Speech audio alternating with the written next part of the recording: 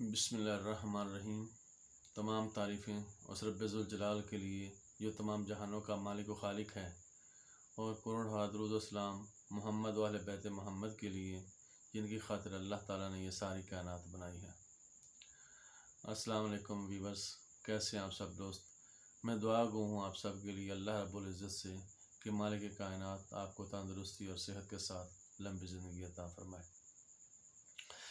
دوستوں، میرا نام سید شاہد عباس نقوی بخاری، ڈاکٹر حکیم السادات دواخانہ ساہیوال سے۔ دوستوں، آج ہم بات کریں گے نزلہ اور زکام پہ۔ نزلہ کہتے ہیں اس بیماری کو جو دماغ کی رطوبت گلے کے راستے اندر خارج ہو، اسے نزلہ کہتے ہیں، اور جو ناک کی رطوبت ناک کے راستے سے خارج ہو اس کو زکام کہتے ہیں۔ یہ نزلہ اور زکام کا فرق ہو گیا، اور اس کے آگے آپ بات کریں گے اقسام کی۔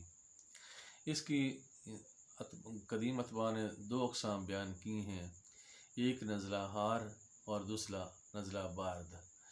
نزلہ حار گرمی کی وجہ سے ہوتا ہے، گرم غذاؤں کے زیادہ استعمال کرنے سے ہوتا ہے، اور گرمی میں چلنے پھرنے سے ہوتا ہے۔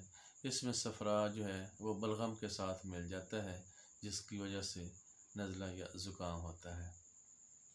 دوسرا نزلے کی قسم ہے نزلہ بارد، جو کہ سرد ہواؤں کی وجہ سے، سردی کی وجہ سے، سرد غذاؤں کے زیادہ استعمال کرنے کی وجہ سے، یا ٹھنڈے پانی کے نہانے سے، ٹھنڈے پانی کے پینے سے اس کو نزلہ بارد کہتے ہیں۔ اس میں جو ہے یہ صفرا نہیں ہوتا، اس میں دماغ میں بلغم پیدا ہو کر نزلہ یا زکام کی وجہ بنتا ہے۔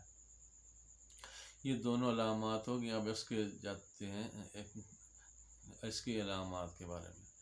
پہلے دماغ میں جب یہ رطوبت پیدا ہونے لگتی ہے تو اس وقت ناک میں خراش ہوتی ہے، ہلکی ہلکی خراش ہوگی، گلے میں ہلکی ہلکی خراش ہوگی، تو پھر پتلی رطوبت ناک کے راستے سے خارج ہونا شروع ہو جائے گی، چھینکیں بھی آئیں گی، تو یہ اس کی علامات ہوتی ہیں۔ قدیم اتباع نے یہ بتایا ہے، اور جدید اتباع دونوں اس بات پر متفق ہیں کہ جو اس مرض کو پیدا کرتا ہے، اس کا کیڑے کا نام مائکروکوکسی کٹارلیس ہے۔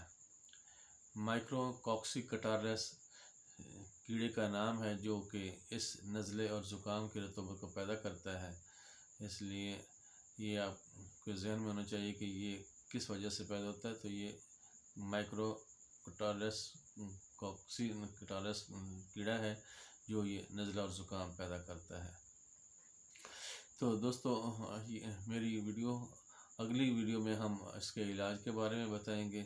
تو آج صرف نزلہ زکام کی تعریف ہوگی، اس کی اقسام ہوگی، اور اس کا علامات ہوگی، اور کس وجہ سے یہ کیڑا پیدا ہوتا ہے، یہ کیڑا پیدا کرتا ہے، تو اس کیڑے کا نام بتا دیا۔ تو نیکسٹ ویڈیو میں ہم اس نزلے اور زکام کا علاج کا طریقہ کار بتائیں گے۔